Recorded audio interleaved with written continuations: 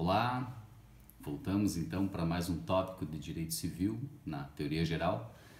Então agora a gente vai para o tópico 12, que trata sobre pessoa jurídica. Então falamos no último tópico sobre a extinção da pessoa natural. Então agora entramos num novo assunto. Ficaremos alguns tópicos ainda trabalhando a pessoa jurídica, porque é um assunto também bastante importante.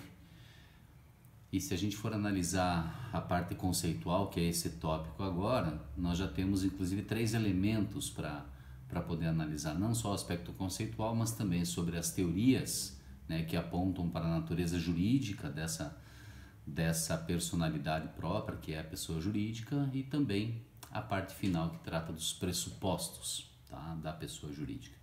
Então, com base nisso, trabalhando esse primeiro tópico, e nas próximas aulas falaremos sobre os demais, é bem importante a gente compreender um pouquinho fatos históricos, né, antropológicos e sociológicos, enfim, que o ser humano, a pessoa natural, ela é um ser gregário por natureza, né? Pensando assim, remontando lá, enfim, né, os tempos mais antigos, observamos que a pessoa natural, ela procura sempre se reunir, ela procura sempre medir esforços para que a sua produção, para que a sua atividade, ela seja feita não de forma individual, mas sim de forma conjunta, né? E quando eu falo de forma individual, de forma conjunta, diz respeito não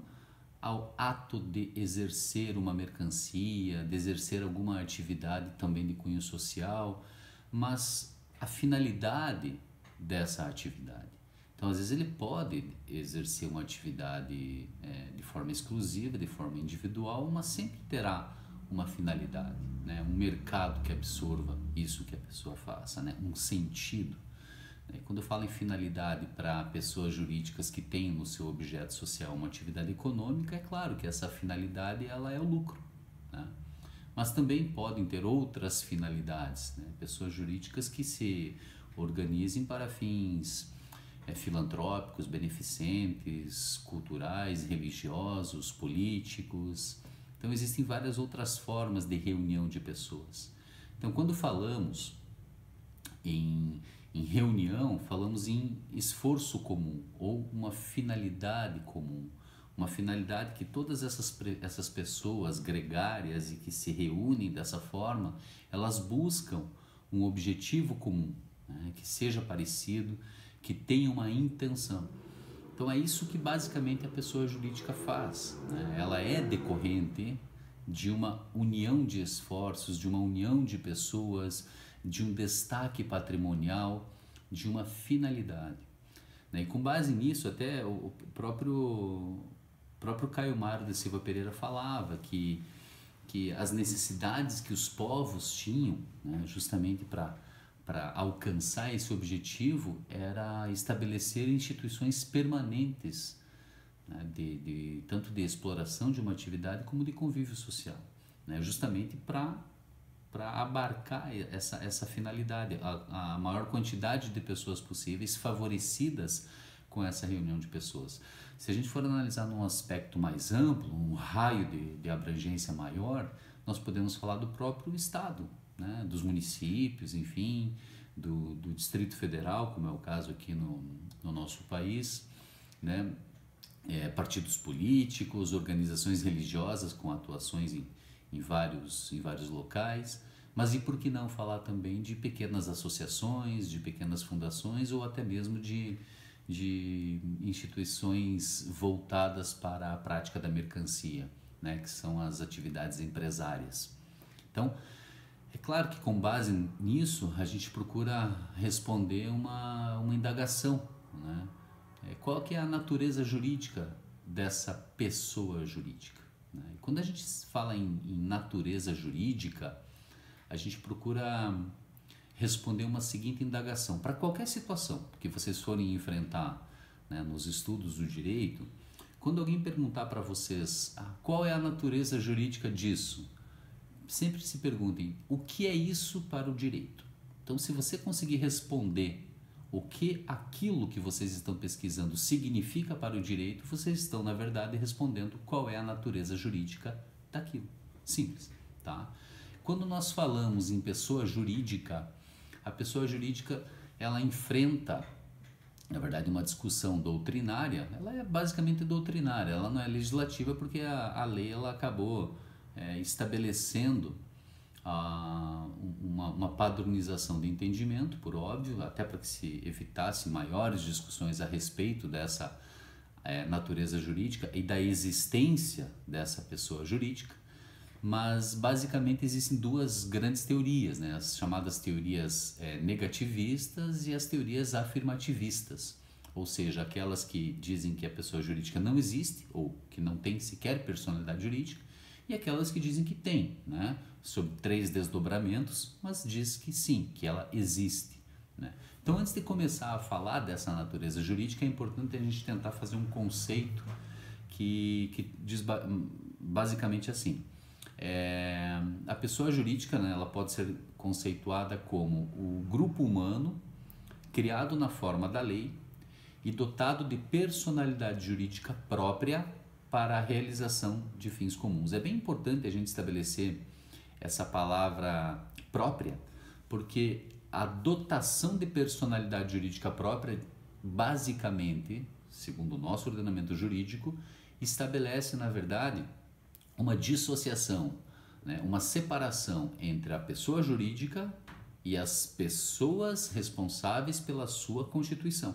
Tá? Quando ela fala personalidade jurídica própria, não está falando da personalidade jurídica dos sujeitos envolvidos na sua criação. Por exemplo, uma sociedade empresária constituída por 3 sócios, cada qual com a sua personalidade jurídica, cada um sendo considerado para o direito um sujeito específico e individualizado, se diferenciam, se dissociam da pessoa jurídica que eles constituíram.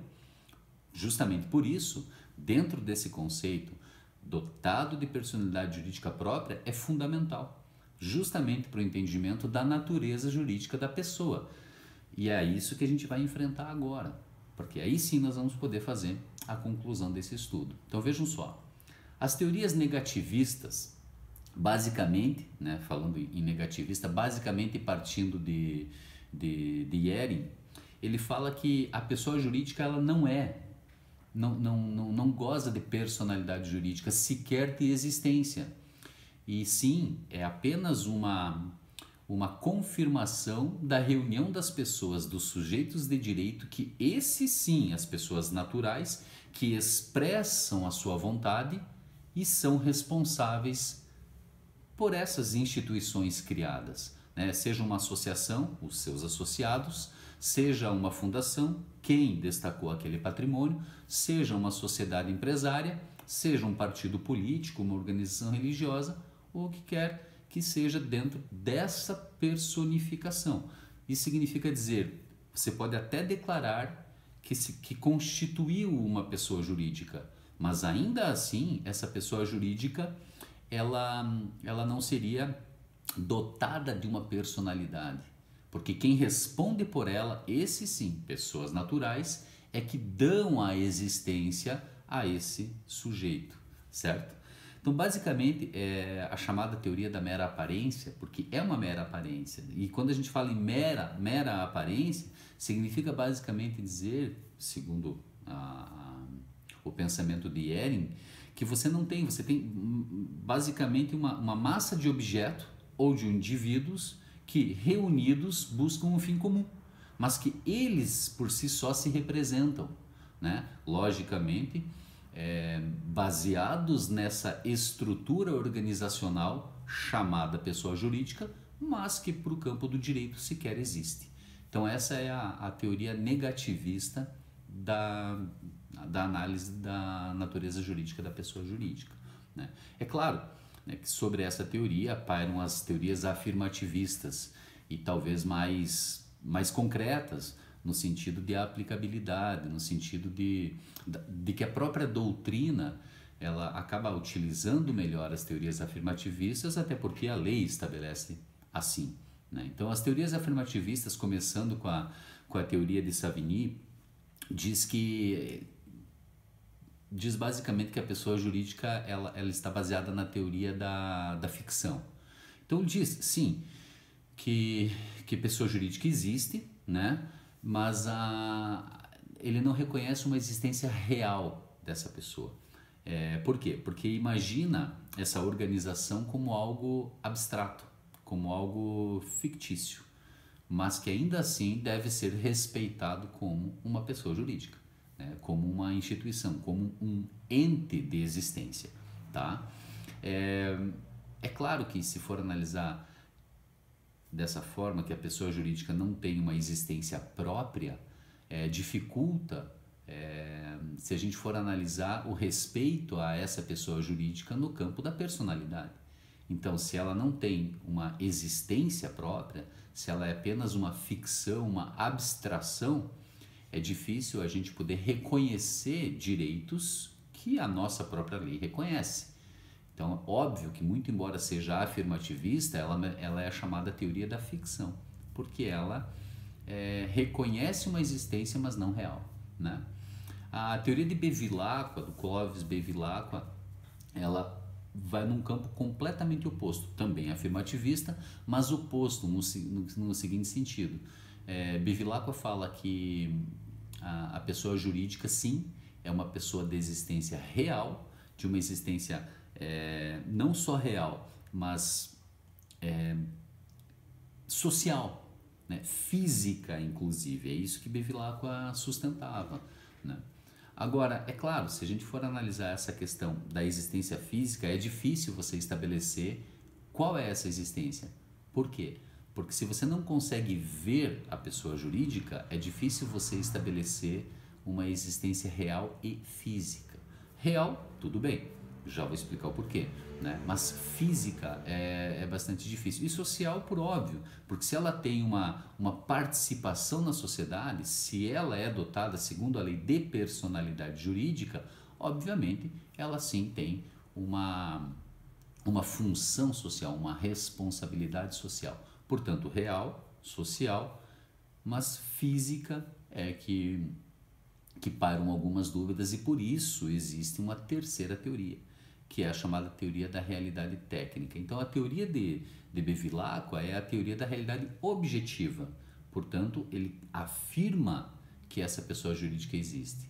A teoria da realidade técnica, ela também afirma que a pessoa jurídica existe, que ela é real, sim, tem uma função social, mas que ela não é física e sim técnica, ou seja, decorre de uma criação que a lei permite, portanto, uma criação jurídica, por isso mesmo chamada de pessoa jurídica, né?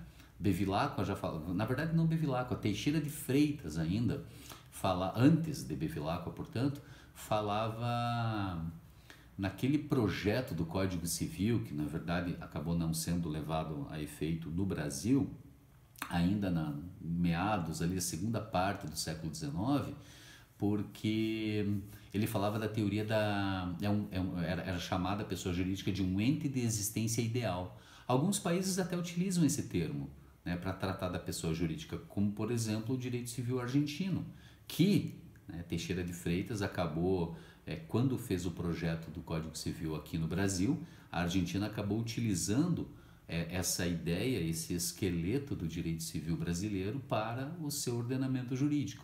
Aqui não vingou, né? Teixeira de Freitas acabou renunciando à sua incumbência da redação do projeto de lei, mas Bevilacqua, no finalzinho do século XIX, início do século XX, ele acabou retomando esse trabalho do Teixeira de Freitas, vindo em 1916 a aprovar o Código Civil brasileiro, com alguma participação também de Rui Barbosa e outros juristas de renome nacional, né? E o Código Civil, ainda lá de 16, já estabelecia a nomenclatura para esse novo sujeito de direito como pessoa jurídica. Por que jurídica?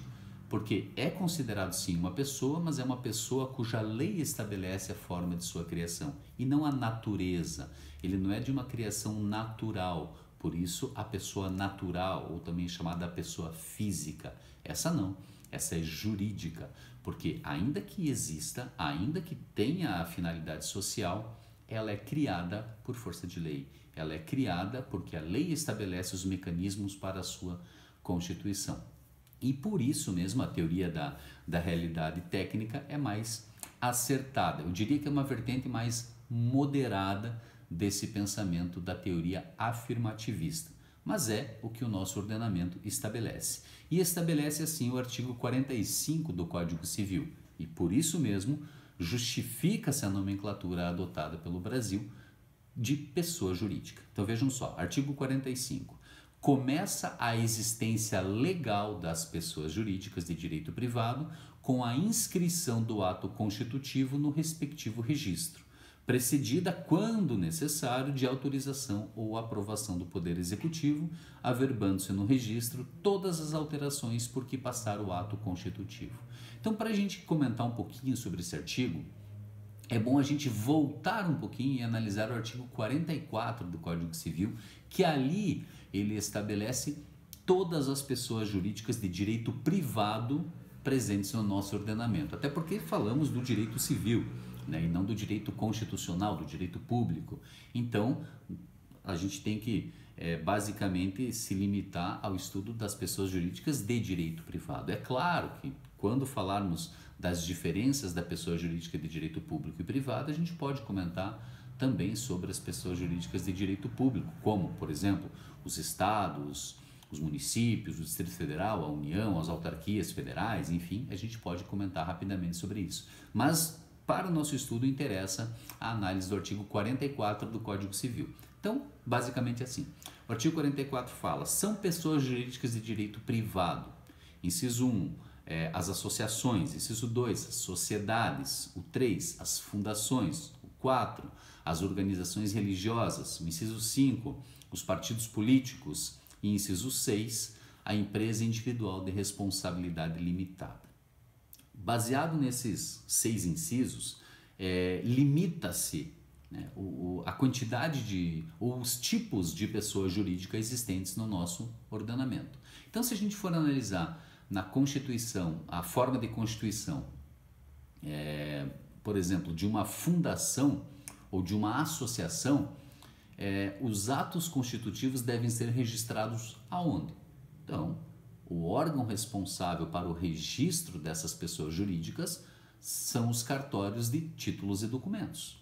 Tá? Então, é lá que se registra o estatuto social e a ata de constituição de uma associação, por exemplo, ou de uma fundação, e, obviamente, cada alteração que esse estatuto venha a sofrer, né, no decorrer da sua existência, esses documentos de alteração também devem ser arquivados nesse mesmo cartório.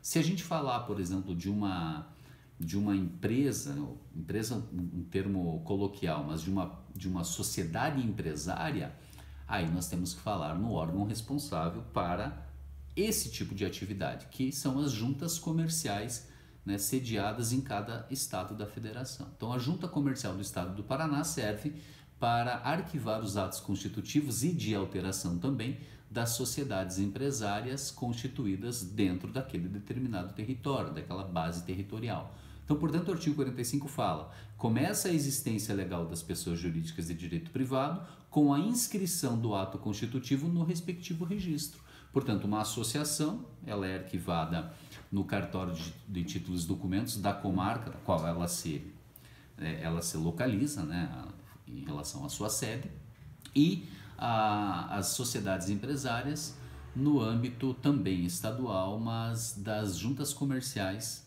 daquele determinado estado. Tá? Então, basicamente, se a gente for analisar, agora voltando um pouquinho, né, a nossa aula a respeito do conceito, eu vou repetir o conceito para vocês para fazer duas pequenas observações. Tá? Então, vamos lá. De novo, o conceito de pessoa jurídica é o grupo humano criado na forma da lei e dotado de personalidade jurídica própria para a realização de fins comuns. Por que eu faço duas observações aqui? A primeira diz respeito às fundações. Porque se for analisar o ato de constituição de uma organização religiosa, de um partido político, de uma associação, de uma sociedade empresária, por exemplo, os 4 previstos lá no artigo 44, são, sim, grupos humanos, né, que dão a sua contribuição, né, tanto de esforço como de capital, para que, organizados esses bens e esses valores, você possa constituir essa pessoa jurídica. Até aí tudo bem. Mas e uma fundação? Por que ela merece um destaque nessa aula? Porque é o seguinte, a fundação, o modo de constituir uma fundação não é única e tão somente a reunião de pessoas. A reunião de pessoas, na verdade, é o menos importante. A reunião de pessoas é apenas para fins de delimitar e nomear uma diretoria para a administração dessa fundação, mas ela se diferencia das demais porque ela se constitui através do destaque patrimonial do seu instituidor. Essa que é a grande diferença, ou seja, uma fundação ela se cria através de um patrimônio ou dado por testamento ou até mesmo em vida de uma pessoa que destina a parcela do seu patrimônio para que aquela nova pessoa jurídica atinja um determinado fim, não econômico, não lucrativo, mas às vezes baseado nos seus princípios de atividades não econômicas para atender um fim social, por exemplo, um fim educacional, cultural, artístico, de preservação do meio ambiente e assim por diante, ou seja, entidades sem fins lucrativos de interesse social. As associações da mesma forma, elas também têm essa característica, né? Atender um fim social, mas a forma da sua constituição é que é diferente. A associação, ela se origina através da união de pessoas, exclusivamente da união de pessoas, enquanto a fundação se origina através de um destaque patrimonial. Então não é exclusivamente ou especificamente o grupo humano, né? Quando se fala em grupo humano, são 2 ou mais pessoas naturais que se organizam. A fundação ela também necessita desse destaque patrimonial do seu instituidor. E também a Eireli, porque a Eireli não fala do grupo humano. Claro que esse conceito ele remonta desde do Código Civil de 1916, que já tratava das pessoas jurídicas, mas a Eireli ela se diferencia completamente das outras pessoas. Por quê? Porque ela é constituída por apenas uma pessoa. Esse é o X da questão.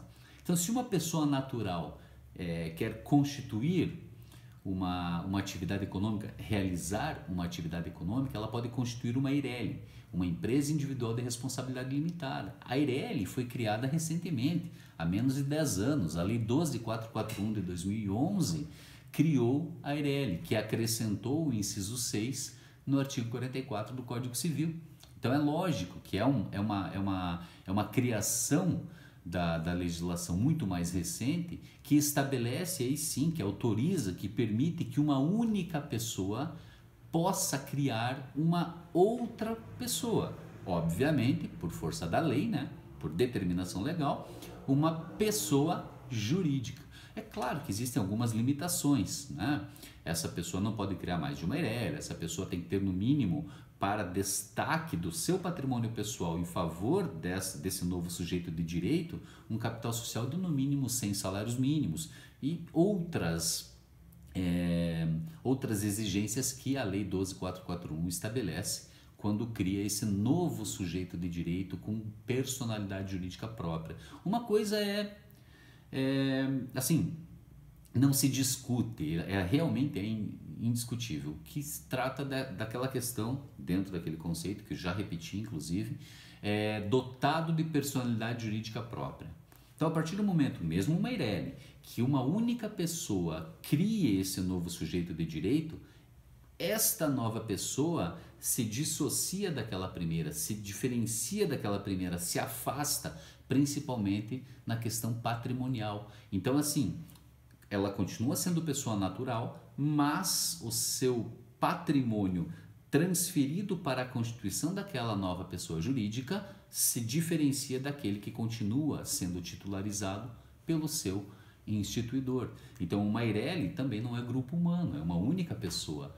mas tem personalidade jurídica própria, diferente das antigas firmas individuais, hoje chamadas de empresários individuais, ou os microempreendedores individuais, os chamados MEIs, né? Que são, que na verdade, por explorar uma atividade econômica, eles também recebem um CNPJ, um cadastro próprio na Receita Federal do Brasil, que é o Cadastro Nacional de Pessoa Jurídica, mas não considerado como, por conta disso, uma pessoa jurídica com personalidade jurídica própria. Não, é apenas e tão somente para fins cadastrais, para fins tributários, né? Porque um empresário individual, antiga firma individual ou o MEI não são pessoas jurídicas de direito privado. Tem o Cadastro Nacional de Pessoa Jurídica de Direito Privado, mas apenas e tão somente para contabilizar, para escriturar as suas movimentações, né? As suas atividades econômicas. Mas a Eireli não. A Eireli, ela é pessoa jurídica de direito privado, tá? E por fim, né, só concluindo a nossa aula de hoje, o terceiro tópico diz respeito aos pressupostos existenciais da pessoa jurídica, que basicamente são 3, né? Um pressuposto de existência da pessoa jurídica é a vontade humana criadora, ou seja, tem que partir de uma pessoa natural, alguém tem que querer, ou esse grupo humano tem que demonstrar expressamente, porque tem que ser um ato constituído e registrado nos órgãos competentes. Então, a vontade humana criadora, ela é imprescindível para a constituição dessa pessoa jurídica, ou seja, a manifestação da vontade, tá? Então, esse é o primeiro pressuposto. O segundo pressuposto é a observância das condições legais para a sua instituição. Então, é claro, se eu quero constituir uma sociedade anônima, o que a lei exige? Eu quero constituir uma sociedade anônima de capital aberto. Você precisa de uma autorização, né, que precede essa constituição, que é através da Comissão de Valores Mobiliários. Então, é claro, a lei estabelece a forma como você deve constituir. Quais são os documentos que eu preciso apresentar ao órgão competente para que dê uma validade, né, a esse documento que eu estou levando para ser arquivado naquele órgão. A forma como se estabelece essa Constituição. Um partido político, né? Como que eu posso criar um partido político? Né? Quais são as iniciativas, de quem? E como que isso pode ser reduzido a termo? Então, obviamente, cada tipo jurídico, desses 6 estabelecidos no artigo 44, tem os seus requisitos legais.